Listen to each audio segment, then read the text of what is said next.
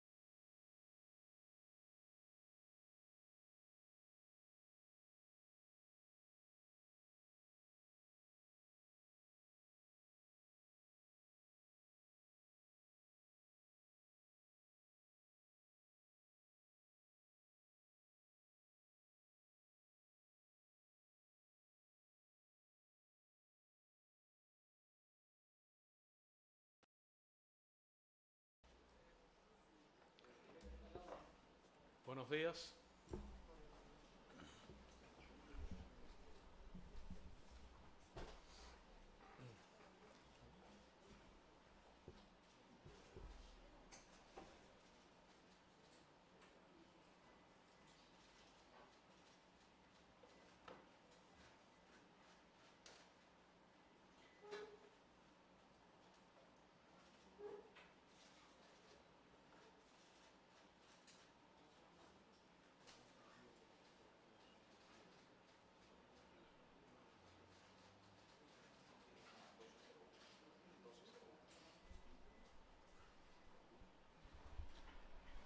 Buenos días, les damos la bienvenida al Teatro Camilo Cienfuegos del Ministerio de Relaciones Exteriores.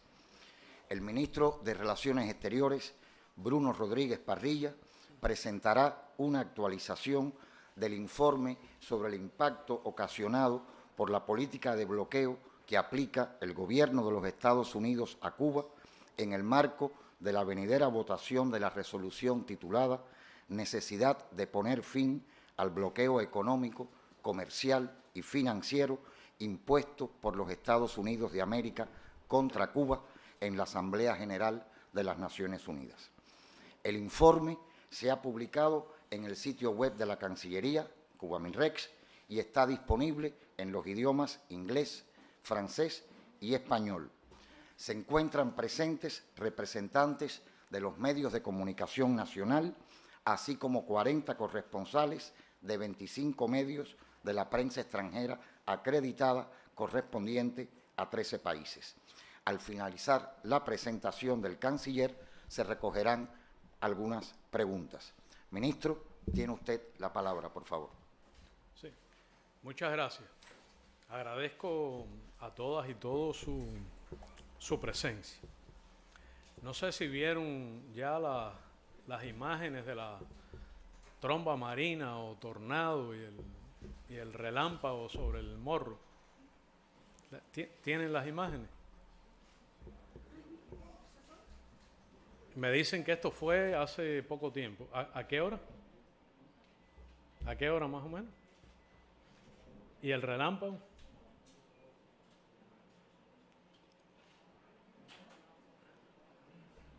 Bueno, esperemos que no haya habido daños. Agradezco su presencia. El 2 y 3 de noviembre, la Asamblea General de las Naciones Unidas considerará por 30ª ocasión el proyecto de resolución Necesidad de poner fin al bloqueo económico, comercial y financiero impuesto por los Estados Unidos de América contra Cuba. Esto ocurrirá en un contexto especial, marcado por los efectos del huracán Ian, por la crisis global multidimensional que incluye una crisis económica internacional y una amenaza inminente de recesión global, crisis alimentaria, crisis energética, crisis de salud y otras.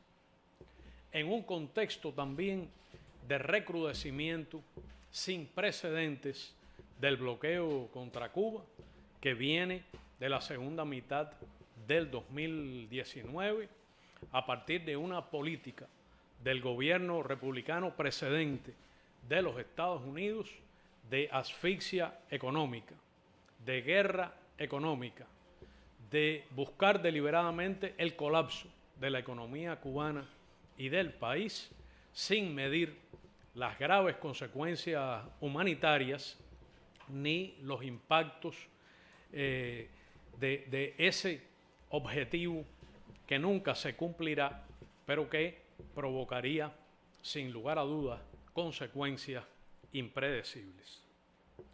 El informe del cual disponen ustedes ya en línea o online y dispone nuestro pueblo, nuestro país y el cuerpo diplomático acreditado en La Habana, revela estos impactos.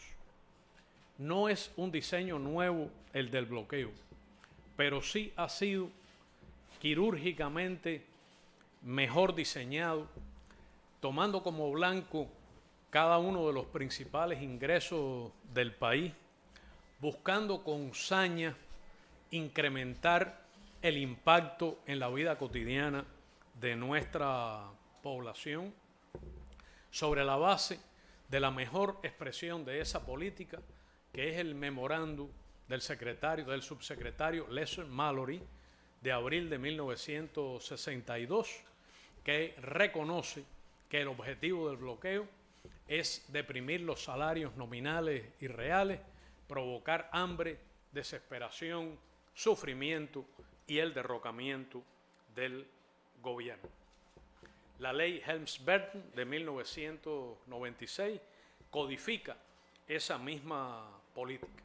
Y en las medidas de máxima presión contra Cuba, las más de 200 sanciones adicionales de bloqueo aplicadas por el gobierno del presidente Donald Trump, se buscan esos mismos y crueles objetivos. Voy a dar un dato nuevo. Entre agosto de 2021 y febrero de 2022, las pérdidas ocasionadas por el bloqueo están en el orden de los 3.806 millones de dólares. Es un monto récord histórico para un periodo reducido como es el de estos 7 meses. El Producto Interno Bruto de Cuba, según cálculos muy conservadores, pudo haber crecido, pese a las circunstancias adversas que enfrenta la economía cubana, en 4,5% en ese periodo de no haberse aplicado esas medidas. Durante los 14 primeros meses del gobierno del presidente Biden, los perjuicios ocasionados por el bloqueo ascienden a la cifra de 6.364 millones de dólares, también récord histórico. Esto significa más de 454 millones de dólares mensuales o más de 15 millones de dólares diarios en daños y pérdidas. En 6 décadas, a precios corrientes, los daños acumulados suman 154.217 millones de dólares, cifra exorbitante para una economía pequeña, sin grandes recursos naturales, insular, subdesarrollada como la cubana. Pero al valor del oro, es decir, de la onza de oro, tomando en cuenta las depreciaciones, los perjuicios acumulados alcanzan la cifra enorme de 1.391.111 millones de dólares. Es decir, 1.000.000 de millones más 391.000 millones de dólares. Imaginen ustedes, imagine nuestro pueblo lo que habría podido hacer Cuba disponiendo de esos recursos. ¿Cómo sería Cuba hoy si el país hubiera dispuesto de esos recursos? El bloqueo económico es el elemento central que define la naturaleza de la política de los Estados Unidos hacia Cuba. Fue fortalecido a niveles sin precedentes bajo el gobierno del presidente Trump. Hoy, la política del gobierno del presidente Joseph Biden hacia Cuba es lamentable e inercialmente la misma política republicana. No se han introducido cambios en esa política. Se mantiene, y es tema de cada día, el diseño quirúrgico que persigue cada ingreso, cada fuente de financiamiento y de suministro del país. Son las regulaciones vigentes y es la conducta práctica actual de las autoridades estadounidenses.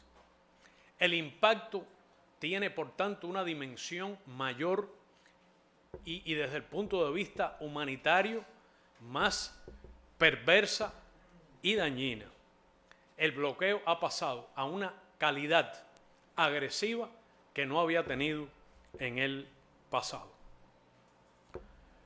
Pese a los anuncios positivos en la dirección correcta, pero extremadamente limitados y prácticamente inaplicables de mayo de 2016 por parte de las autoridades estadounidenses, el bloqueo no ha modificado en lo absoluto ni su alcance ni su profundidad. El desempeño de la economía cubana en estos últimos 2 años ha estado marcado de una manera inevitable por la coincidencia de esos impactos con los de la propia pandemia de COVID-19, los gastos exorbitantes a los que obligó a nuestro país y las consecuencias de las crisis internacionales, incluyendo la escalada de precios de alimentos y combustibles más recientes. Es una realidad inocultable la existencia del bloqueo. Nadie podría seria o sanamente afirmar que el bloqueo no existe o es un mero pretexto. Es totalmente tangible y alcanza y daña a cada familia cubana, a los cubanos que residen en los Estados Unidos, a los ciudadanos estadounidenses y a las personas y empresas de todo el planeta. Está dirigido a provocar la incapacidad del país para atender las necesidades fundamentales de la población. El bloqueo provoca daños directos extremos por el engranaje integral de sus medidas, pero al mismo tiempo tiene el propósito cruel y práctico de privar al país de los ingresos financieros que resultan indispensables para adquirir suministros, equipamiento, partes y piezas, tecnologías, software, y provoca entonces daños también en ese sentido. Es el caso, por ejemplo, de los alimentos. En medio de la situación de carencia, desabastecimiento, largas colas, ansiedad en la población, ante las dificultades incluso para asegurar la canasta básica, que requiere un esfuerzo de gran eficacia del gobierno y las entidades, o para asegurar la vida cotidiana de las personas.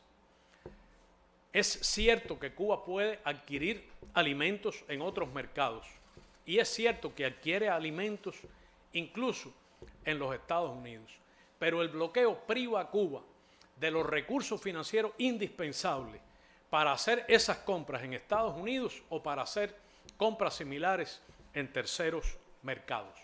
Volveré a ese tema.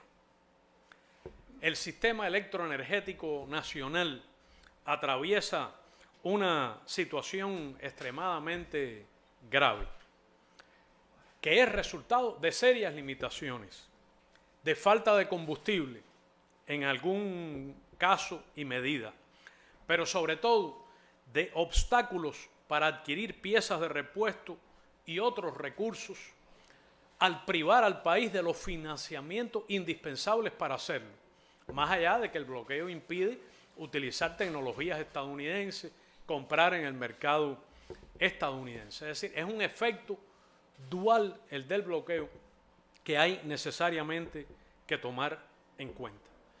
No es solo bilateral, es extraterritorial, es directo y al mismo tiempo priva al país de los recursos financieros en áreas en las que no hay prohibiciones específicas de compras en terceros mercados.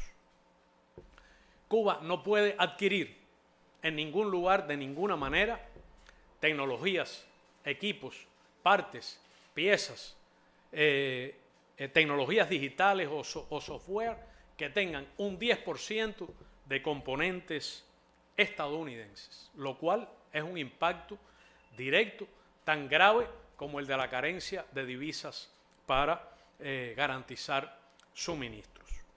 Las medidas de persecución directa, financiera, física, de extorsión, el efecto de intimidación, el efecto del elevado riesgo país resultado de esas acciones, persigue cada una de nuestras transacciones comerciales, de inversión o financiera, a partir de que coloca en graves dilemas a las compañías suministradoras.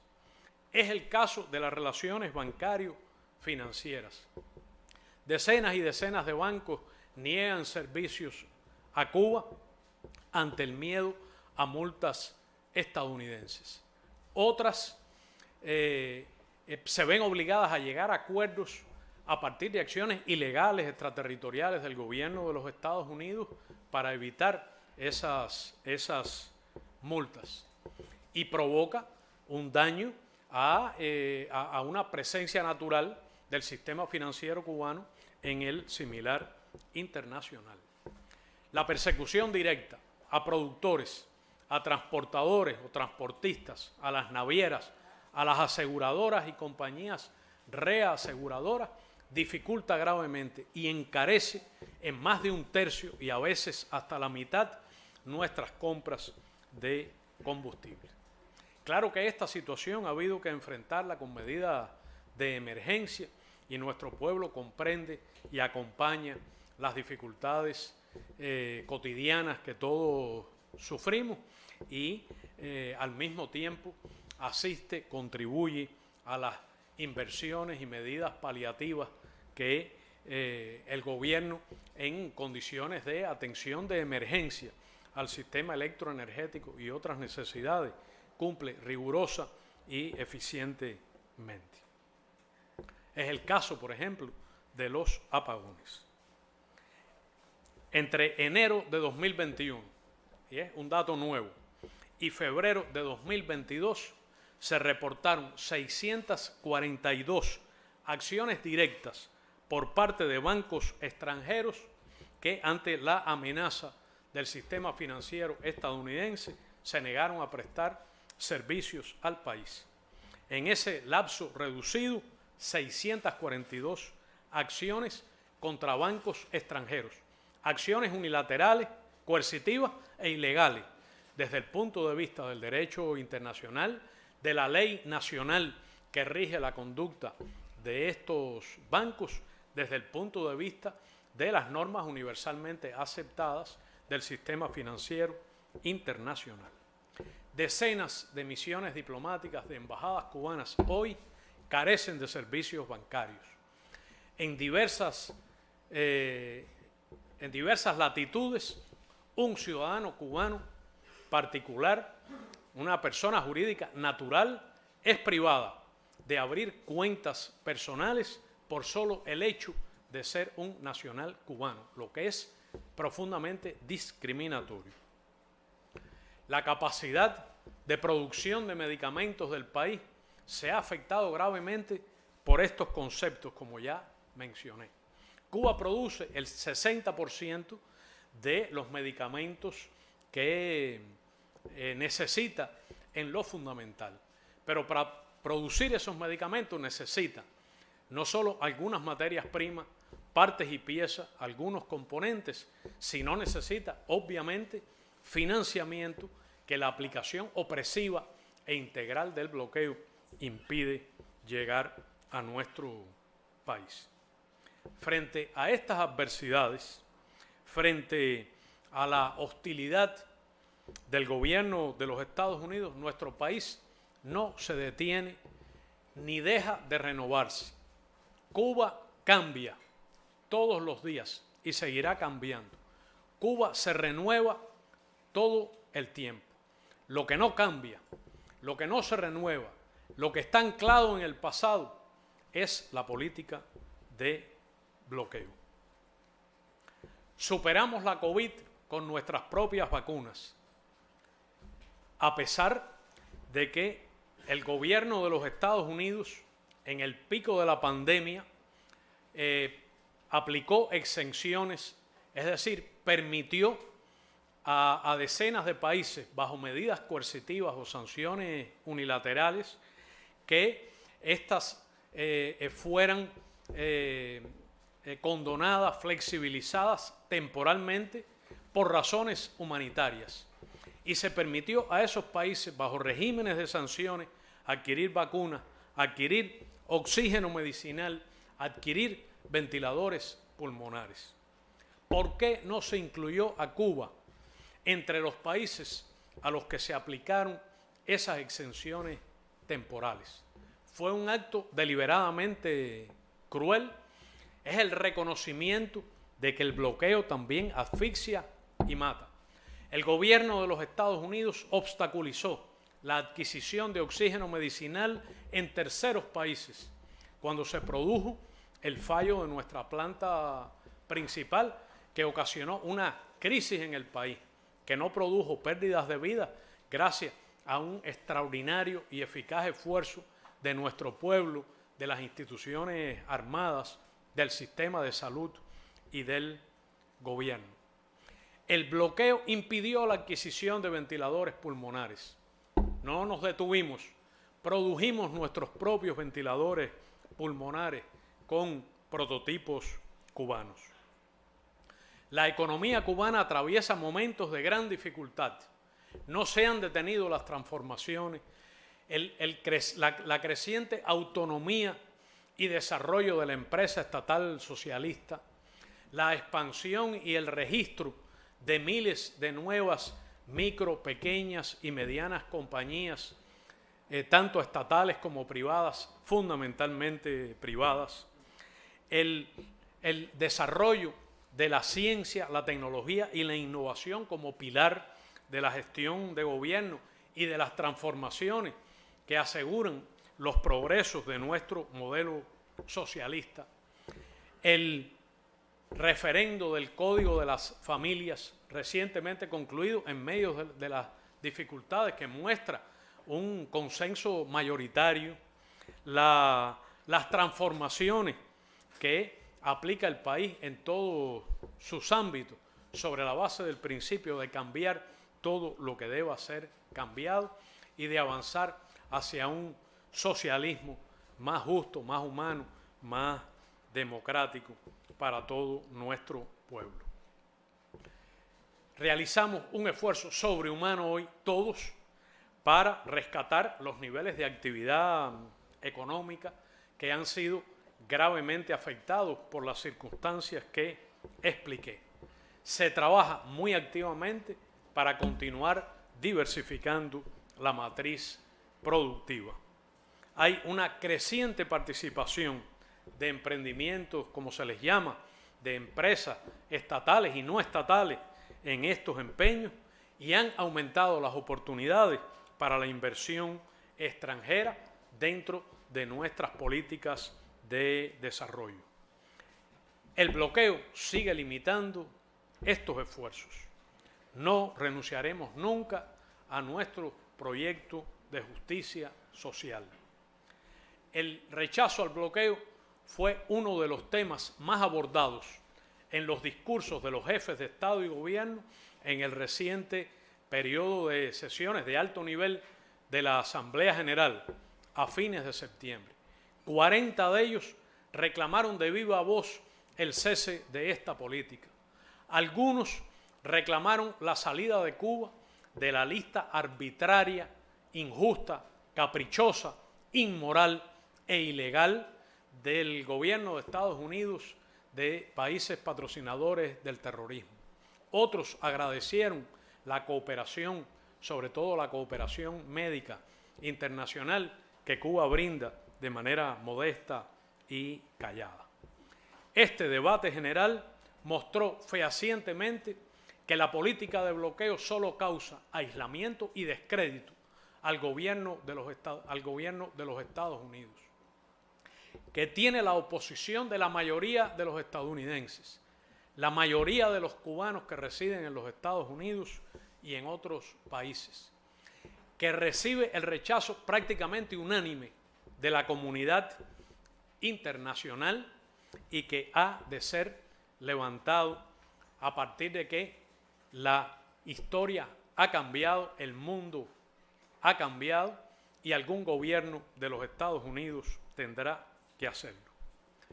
Es universal el repudio a una política criminal que ni ha derrotado ni ha alcanzado los objetivos que se propuso, aunque provoca mucho daño humano, provoca sufrimiento todos los días, en cada comida, cuando la familia cubana se reúne en la noche en apagón, cuando hay dificultades para garantizar medicamentos para un enfermo. Nuestro pueblo sufre Cuba tiene derecho a vivir sin bloqueo, tiene derecho a vivir en paz. Cuba estaría mejor sin bloqueo, mejor sin bloqueo. Todos estarían mejor sin bloqueo. Estados Unidos sería un mejor país sin bloqueo a Cuba. El mundo sería mejor sin el bloqueo a Cuba. Muchas gracias. Muchas gracias, ministro, por su presentación. Como corresponde, vamos a iniciar una ronda de preguntas y respuestas. Por favor, les solicito que se identifiquen con nombre y apellido y el medio al que pertenecen. Por favor.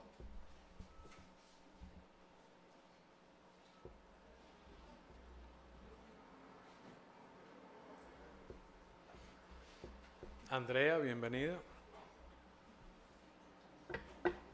Usa el micrófono con moderación, por favor. Sí. Gracias, ministro. Buenos días. Soy Andrea Rodríguez de la agencia de prensa AP. Ayer tuvimos la noticia de la autorización y de la donación de $2 millones por parte del gobierno de Estados Unidos hacia Cuba. Unos días antes se habló también de 43 uniformes especializados de bombero tras la explosión de Matanzas. 43. Bueno, fue lo que leí, pero no tengo la confirmación y precisamente tengo dos cuestiones para usted. La primera va en la dirección de, se ha dicho varias veces, incluso en este mismo recinto, y lo he escuchado de usted, que el USAID es una entidad realmente complicada y que a veces ha sido parte de una campaña contra Cuba. En este caso lo que estamos viendo es un apoyo de $2 millones y unos 43 supuestos uniformes que usted, en el caso de los 2 millones, ha agradecido ayer. ¿Dónde está la diferencia? Sería mi primera cuestión, y en el sentido de también dónde se van a aplicar por parte de las autoridades esos $2 millones, entiendo que son en insumos. Y mi segunda cuestión va un poquito mirando más allá. Estas serían los dos primeros gestos puntuales por parte de las autoridades de Estados Unidos. ¿Significa que se ha abierto un diálogo entre las autoridades de Estados Unidos y Cuba para retomar esas relaciones que han sido tan crispadas durante la administración Trump y la primera parte de Biden? Gracias. Muchas gracias. Bueno, son varias preguntas. Son varias, sí. Trataré de responder cumplidamente. Puedo confirmar la donación de los... Yo había entendido que eran 100 uniformes, es decir, trajes personales de bomberos, ¿no? El equipo personal que usa un bombero. Pero puedo confirmar que han llegado 43. Obviamente no sé qué bomberos los van a usar. Es posible que falte algún componente de los 43 que han llegado y por supuesto que es una donación que agradecemos. El incendio masivo en el puerto de supertanqueros provocó pérdidas de cientos de millones de dólares y la pérdida de 16 vidas humanas. Los daños ambientales locales son significativos. Las pérdidas solo en combustible superan los 100 millones de dólares. Fue un suceso que provocó consternación en el país. Recibimos ayuda generosa y rápida, en particular de México y Venezuela, y ofrecimientos de otros países. Hubo comunicación entre el gobierno de Estados Unidos y el de Cuba.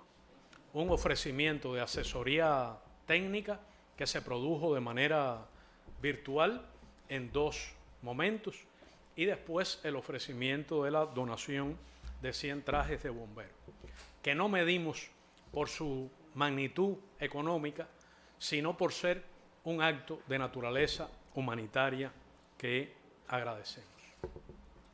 Vimos ayer el anuncio del ofrecimiento de $2 millones a través de la Federación Internacional de la Cruz Roja y la Media Luna Roja, que también hemos agradecido. Todavía no podría yo citar aquí el dato de las pérdidas ocasionadas por el huracán Ian.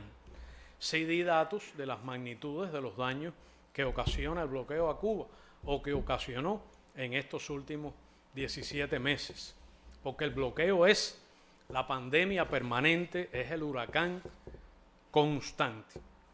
Puedo decir que el gobierno de los Estados Unidos, en mi opinión, tendría el deber moral de que de la misma forma en que aplicó exenciones al bloqueo en el año 2021 para otros países con relación a las medidas de la COVID, o de la misma manera en que en el pasado hizo ofrecimientos de donaciones humanitarias a Cuba en ocasión de desastres naturales, tendría en sus manos la decisión que sería reconocida por nuestro pueblo y por la comunidad internacional como un acto humanitario, apegado al derecho internacional, al interés nacional de los Estados Unidos y de Cuba, al interés de los ciudadanos estadounidenses, y podría tomar medidas de levantamiento o flexibilización del bloqueo en decenas de áreas utilizando las facultades ejecutivas. Es lo que la moral, es lo que la decencia y es incluso lo que el interés nacional o la política y el derecho internacional demandarían. En el año 2001 se produjo el huracán Michelle y el presidente republicano de entonces, el presidente George W. Bush, ofreció asistencia humanitaria a Cuba. Y ese proceso llevó a las ventas de alimentos a Cuba, que sobreviven hasta hoy.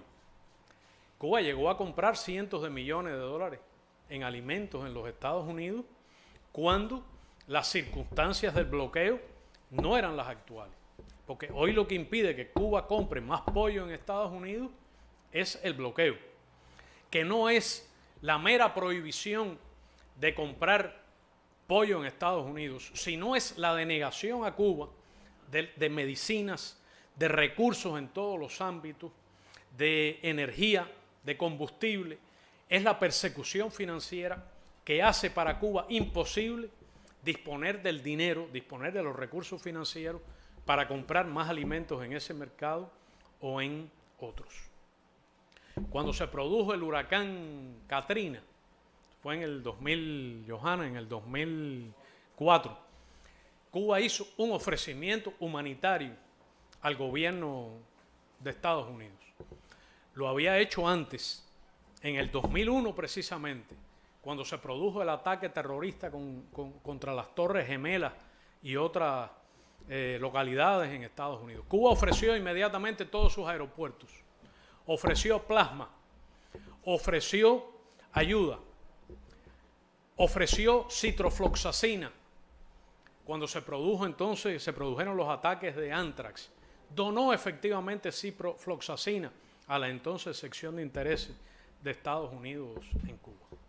En el 2004 ofreció personal médico, ofreció plasma, ofreció todas sus posibilidades para ayudar a Nueva Orleans en medio de esas dificultades devastadoras que ocasionaron cientos de muertos, pacientes abandonados en sus hospitales, personas tratando de huir en escenas verdaderamente terribles.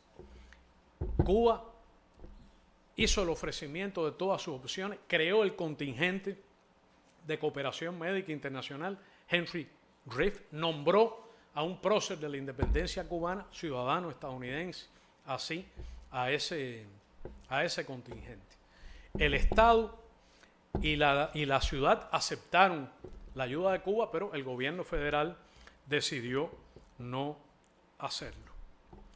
Lo único que podría hacer el gobierno de los Estados Unidos en las condiciones de una pandemia, de crisis económica internacional, de la devastación del huracán Ian, sería cambiar su política contra Cuba. sería cesar la persecución de nuestras transacciones financieras. Sería permitir que Cuba se reconstruya.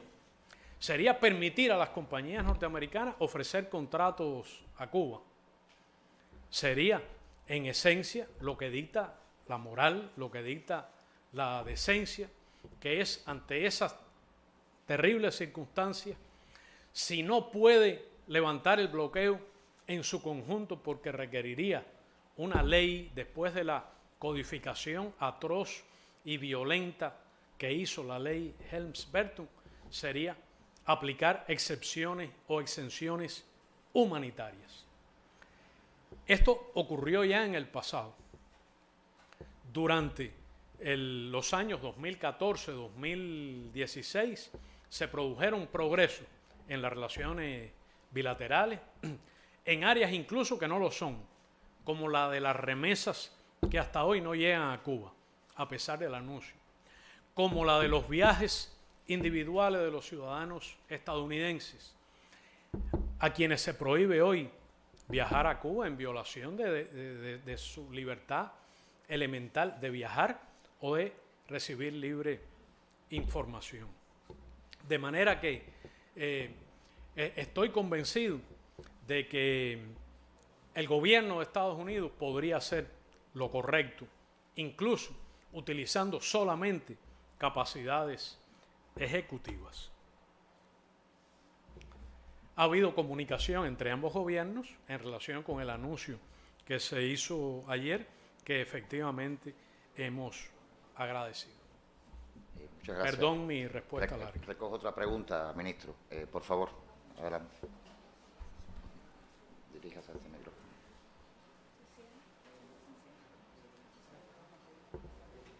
Ministro, usted acaba de mencionar, Adán Morel del Sistema Informativo, usted acaba de mencionar lo insólito de que Cuba esté incluido entre los países patrocinadores del terrorismo.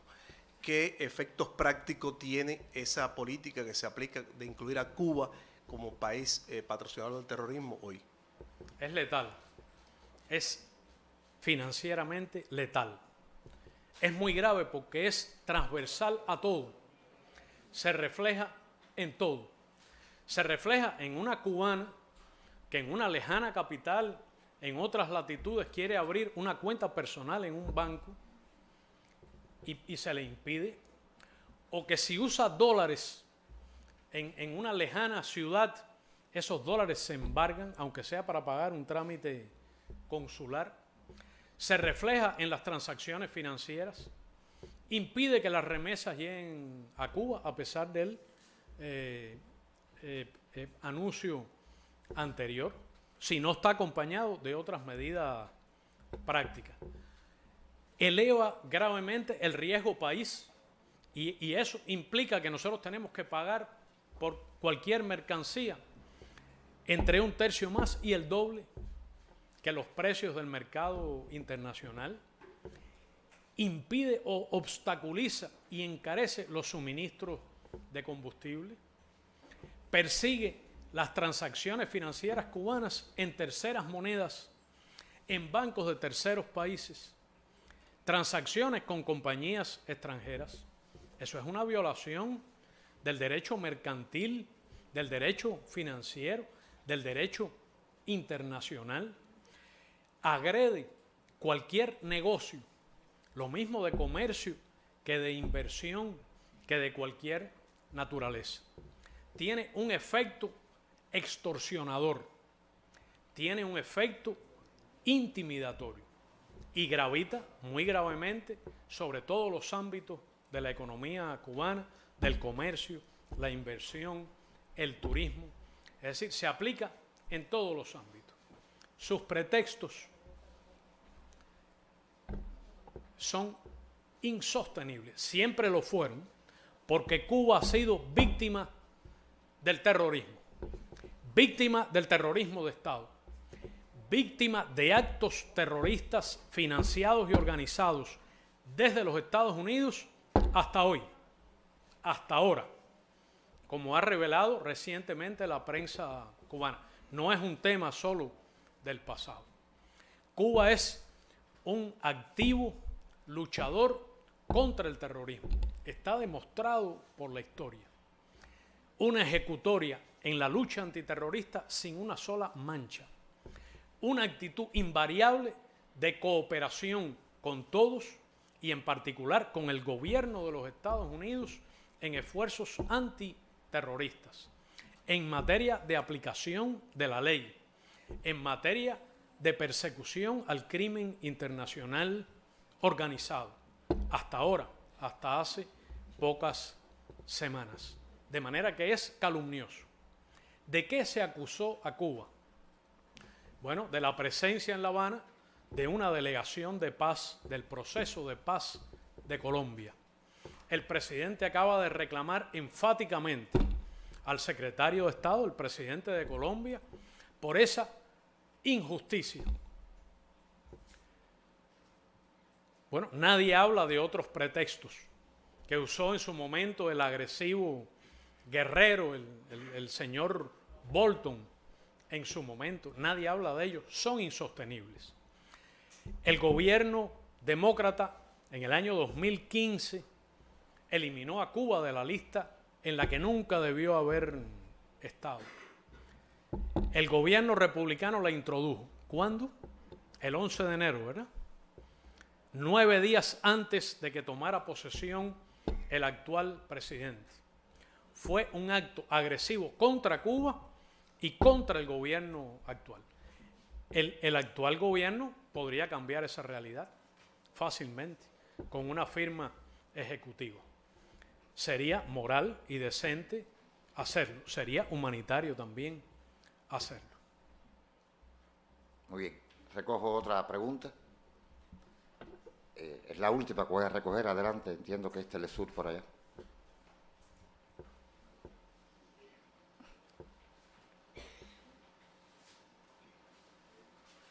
Sí, buenas tardes, ministro. Mi nombre es Lisandra Andrés de Telesur.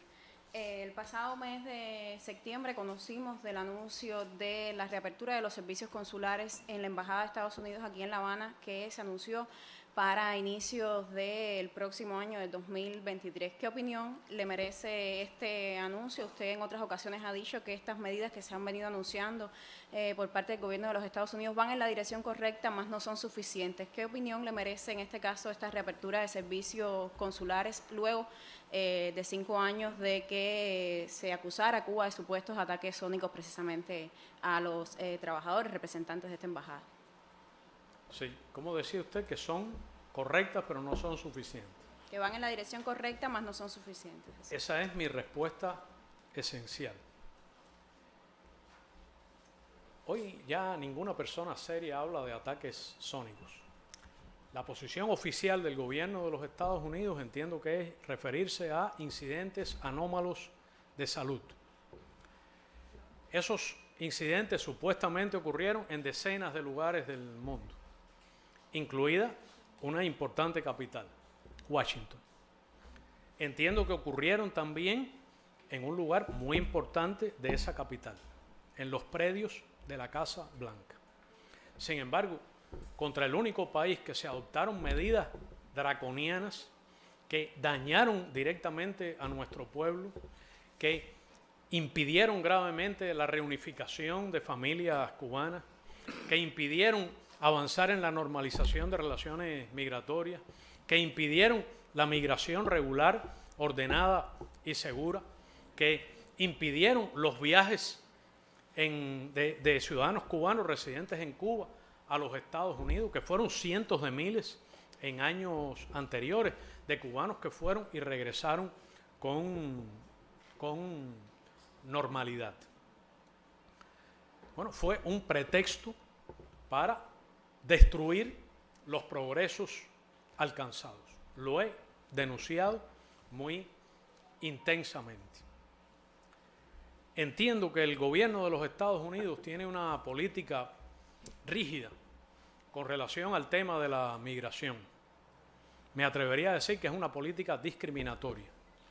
En su aplicación hay elementos de brutal represión, como en su frontera sur, y hay elementos de un racismo sistémico.